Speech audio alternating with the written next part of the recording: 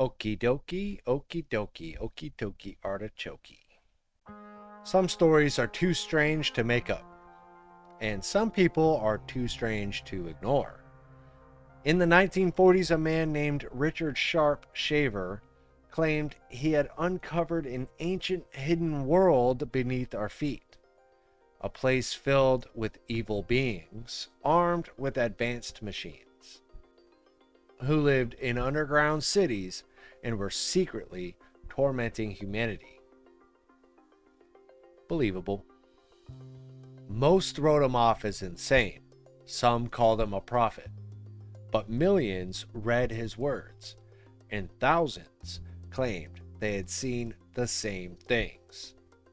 This is the true story of Richard Sharpe Shaver, the welder who spoke with underground demons, and the bizarre cult following that turned his hallucinations into a lasting conspiracy.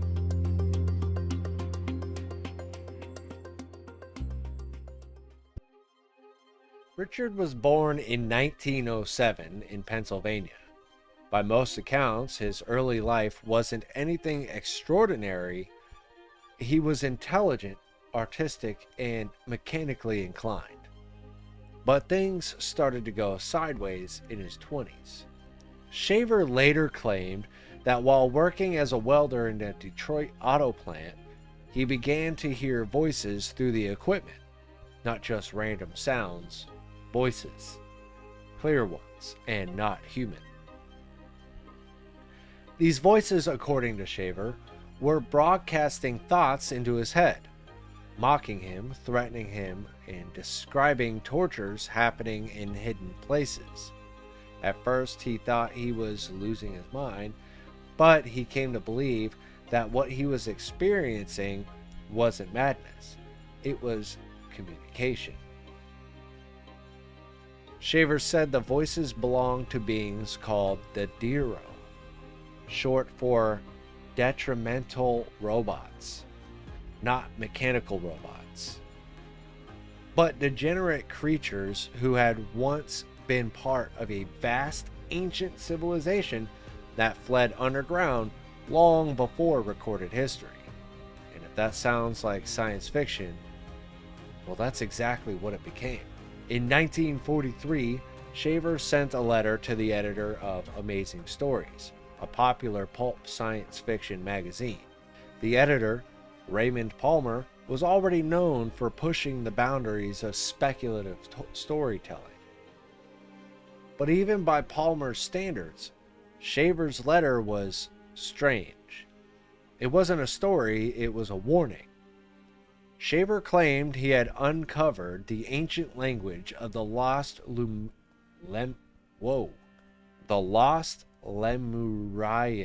civilization and included samples of it. What? He described a complex subterranean world populated by the Dero, beings that kidnapped surface humans, experimented on them using ancient ray technology, and manipulated thoughts across vast distances. Palmer was intrigued. He contacted Shaver and encouraged him to expand on his ideas. What followed was the publication of a novella titled I Remember Lemuria. I'm never going to get that. Printed in Amazing Stories in 1945. Palmer marketed it as fact dressed as fiction, and it worked. The issue was a massive success. Letters poured in, circulation skyrocketed. What was supposed to be a one-time curiosity became a phenomenon. That's a hard word to say. Lemuria. In Shaver's writings, the Earth had once been home to a technologically advanced civilization, possibly Lemurians or Atlanteans, who built vast underground cities to escape the increasingly dangerous surface. Some of these beings, over generations, degenerated into sadistic monsters, the Dero. According to Shaver, the Dero were immortal, insane, and completely evil. They used ancient machines left over from their ancestors to project mind rays at people on the surface. These rays caused sickness, accidents, madness, and even criminal behavior. Shaver claimed the ray machines could do things like burn skin, induce hallucinations, or cause chronic pain. I think those mind rays are hitting me, dude. My shoulders have been just shoulders and back and wrist. Come on now. Some were used for mind control, some for surveillance, and others, he said, were purely sadistic. One alleged device, the stim ray, was described as a torture machine that could manipulate emotions and override free will. Shaver also developed what he called the Mantong language, a supposed primal root language that he believed proved the existence of Lemurian civilization. According to him, every word in every language could be traced back to a handful of symbolic sounds found in Mantong. He claimed this ancient linguistic code held secret meaning that modern humans had forgotten. He said understanding Mantong allowed him to decipher ancient writings and understand how the Dero operated. Most linguists dismissed it outright, but Palmer printed entire translations in Amazing Stories, claiming it gave the Shaver mystery an added layer of truth. There were also the Tiro, the integrative robots, good beings who opposed the Dero and tried to protect humanity. To Shaver, Earth wasn't just a planet, it was a war zone, and most of us had no idea we were caught in the crossfire. You know what this sounds like? Freaking, the Autobots and whatnot, and the Decepticons. That's what it sounds like. It sounds a whole lot like that, actually.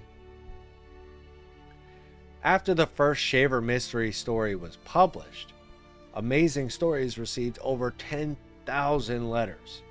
And they weren't just fan mail. Readers wrote in to say they had experienced the same things. They'd seen strange lights in caves, heard voices in their heads, felt watched in remote places, and some even claimed to have found hidden tunnels or narrowly escaped underground abductions. One reader from Colorado claimed he had explored a cavern in the Rockies and heard low-frequency humming. Another from Kentucky described a metallic gridded passage in a cave system he believed was unnatural. Others wrote of sudden memory loss after exploring caves, or of nightmares that began after spelunking trips. Palmer began pushing excerpts from these letters. He insisted that many of them were credible, sent in by doctors, lawyers, and veterans, people who had nothing to gain by making such claims. Critics accused Palmer of faking the letters or exaggerating them, but he maintained their authenticity, and even skeptics had to admit the volume of mail was real. Some readers were terrified, others were obsessed. Many saw Shaver's stories as validation of their own unexplained experiences. It wasn't just fiction anymore, it was becoming a movement. As the Shaver mystery grew in popularity, stories began to emerge that seemed to connect with the real events, especially disappearances. There were scattered reports of people vanishing near cave systems in places like the Appalachians, the Ozark, and central Pennsylvania, Shaver's home turf. In Arkansas, one reader claimed to have found an entrance to a metallic tunnel system near a remote mine shaft, Another wrote that after exploring a sealed cave entrance in Missouri, he felt watched for weeks. Larger cave systems like Mammoth Cave in Kentucky or Lovelock Cave in Nevada had already become the subject of local legends. Stories of strange noises, disappearing animals, or early indigenous myths about giants underground were common. Some researchers have even connected the Lovelock Cave to stories of red-haired giants, though these claims have no historical or archaeological basis. Still, the idea that something could be lurking in America's vast underground networks resonated with readers. The Shaver mystery gave them a lens through which to view the eerie silences and shadows of deep earth. Shaver wasn't inventing caves, he was just giving them occupants. And it didn't stop there. Some letters went as far as to claim that the government knew about the Dero and was suppressing the truth. A few alleged military encounters in remote caverns, rumors that predated Dulce Base style conspiracies by decades. By the late 1940s, the Shaver mystery had taken on a life of its own. There were Shaver clubs, zines, and regular letters between believers. Some treated him as a visionary, others thought he was exposing a suppressed reality. But the backlash was growing. Mainstream science fiction fans wanted Shaver gone. They felt the magazine was tainted by pseudoscience and madness. Critics accused Palmer of exploiting the mentally ill, and the credibility of Amazing Stories took a big major fatty hit. Palmer pushed back, but eventually the pressure mounted. The Shaver content slowed, Palmer resigned as editor, and just like that, Richard Sharpe Shaver faded into obscurity.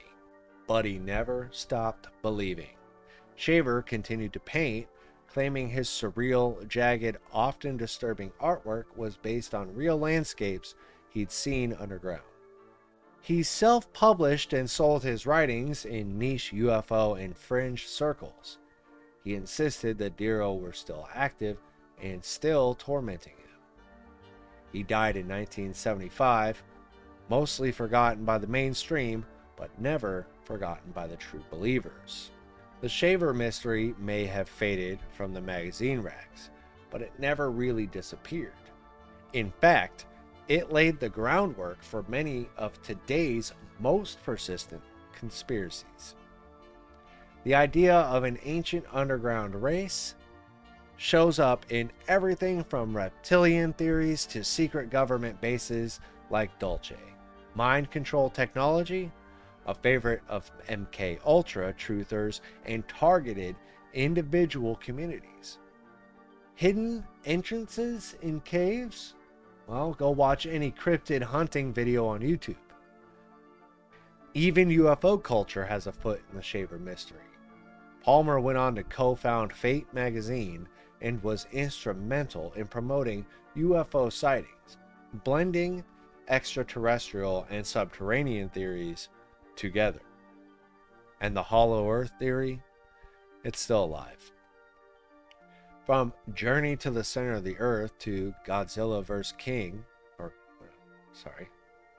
From Journey to the Center of the Earth to Godzilla vs. Kong, pop culture hasn't let go of the idea that something might be lurking far below.